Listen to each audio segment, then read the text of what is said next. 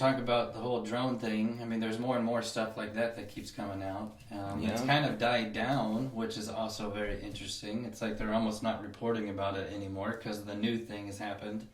Obviously, we had the terrorist attack that happened in Louisiana, and then we had the thing that happened at the Trump Tower in Vegas. Yep, which that's a rabbit hole, man. Yeah. That's the rabbit hole that kind of leads us onto the drone thing. So I mean, I showed you whenever it happened, it kind of not necessarily his manifesto, but like the emails that he had sent to popular podcasters and news stations and stuff, where he's basically like trying to blow the whistle about not only the drone thing, but he talks about how there was a massive cover-up back in 2019 where the American military, I guess, killed hundreds of civilians.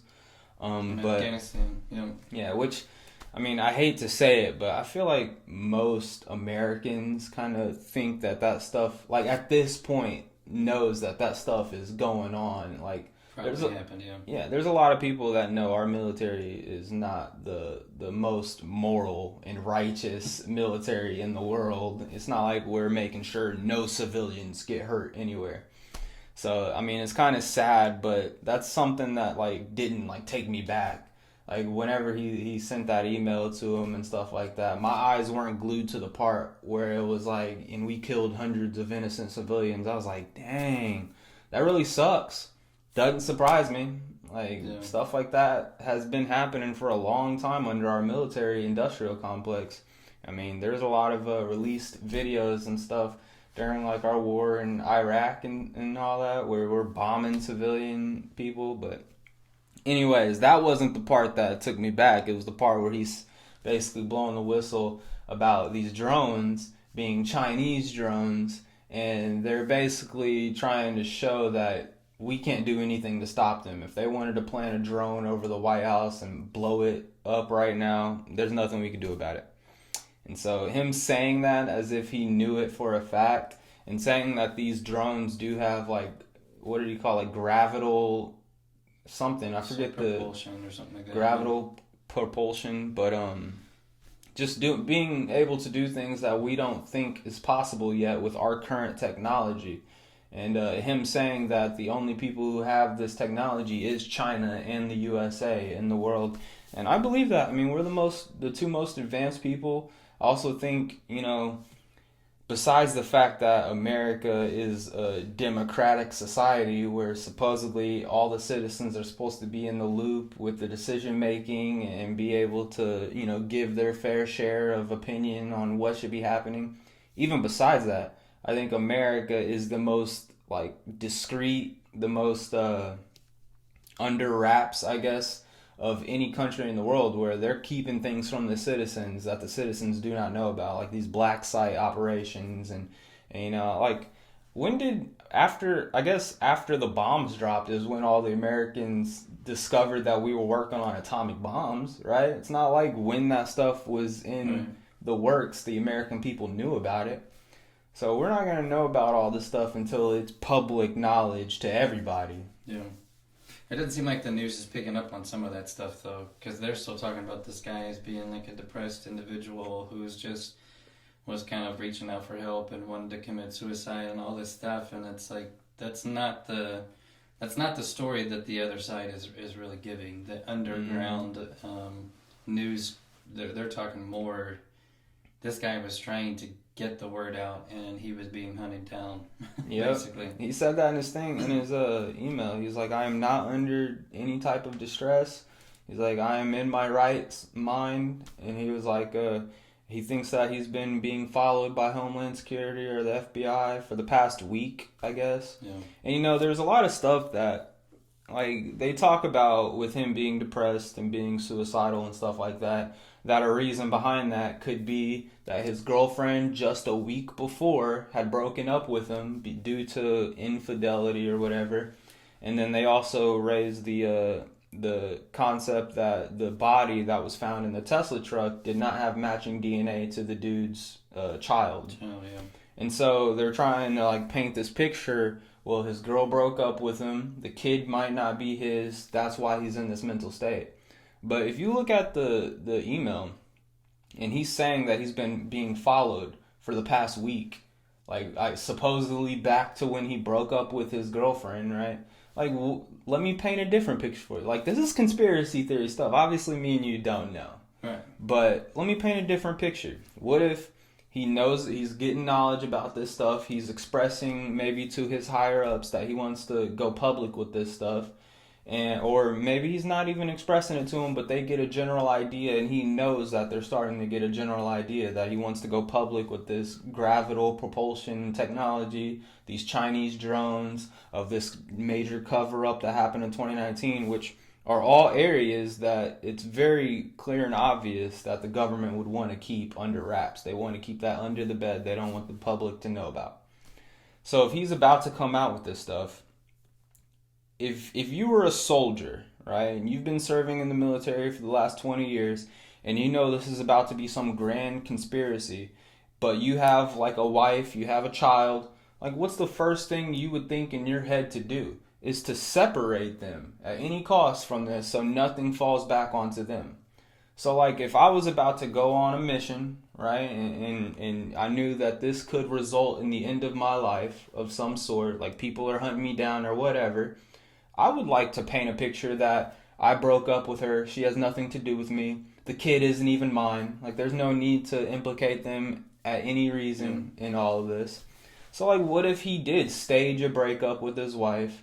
And as far as the whole DNA thing, I mean, there's a lot of theories floating around that he wasn't the one in the Tesla, that he could still be alive somewhere. Maybe he killed someone, put the body in there. I mean, they said that the body was charred up to where you couldn't even identify it. So there's a lot of different conspiratorial pathways that are stretching from this Tesla bombing thing. And one thing I do agree with that a lot of people have been talking about is this definitely isn't like some type of terrorist attack. This definitely isn't I'm about to commit suicide and I want to take out other people with me. Because with him being a 20-year veteran, he would have the capabilities of creating a larger IED that could probably blow up that entire building. Yet he chose to have a bunch of fireworks and a couple of gas canisters. Like that's it. Something that's just a big look at me type of thing. But he got a Tesla truck, which is like a freaking iron cage, basically. And it was such a small impact of a bomb that it didn't even blow out the windows in the front building of the Trump Tower. So it's very clear that he wasn't trying to take other people out with him. He was just trying to show something that would get people's attention.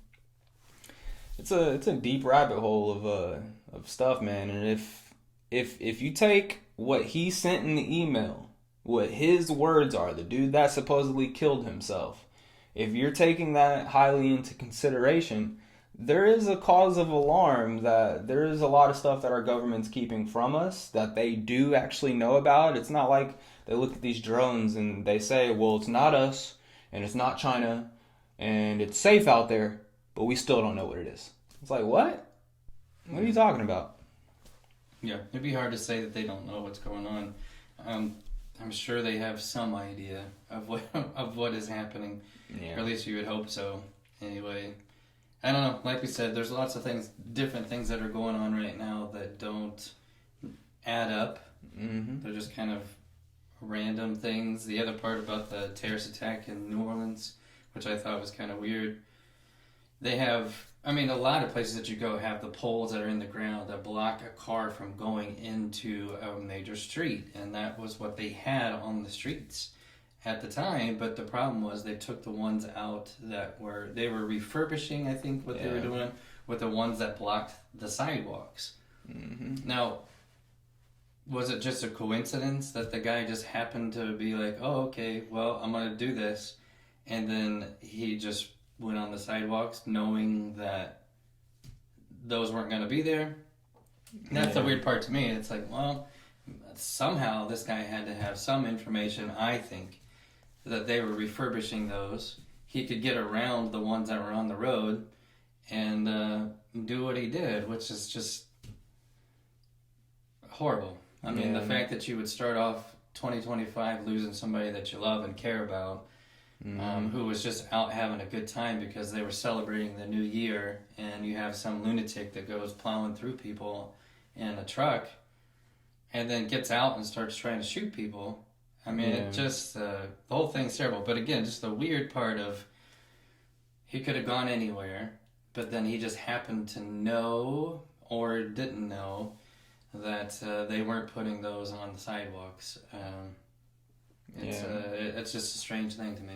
Yeah, I mean, as far as him going anywhere, the Sugar Bowl, let's remember, was the very next day. Yeah. It's a New Year's celebration, downtown New Orleans. So, I mean, if he's but I don't think he was a resident of New Orleans, right? He lived in Texas? So. Yeah. So, I mean, I'm not sure. Maybe the Sugar Bowl had something to do with it being an occasion. As far as the like sidewalk blockers and stuff, their excuse for it was they were refurbishing it because the Super Bowl is going to be in New Orleans too. Right.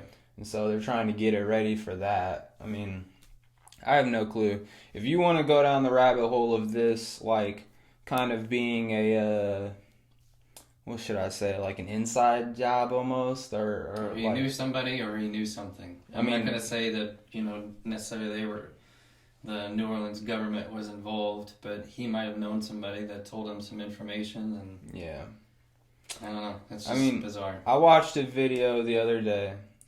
That was this dude. Obviously, he's not like somebody.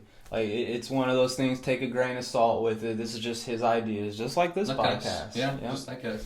Where he was talking about both the Trump Tower thing and the New Orleans thing are kind of like just psyops to kind of get the people in fear a little bit, get them questioning things a little bit, so that the government, military, industrial complex can start pushing us towards we're going to be in a war with somebody.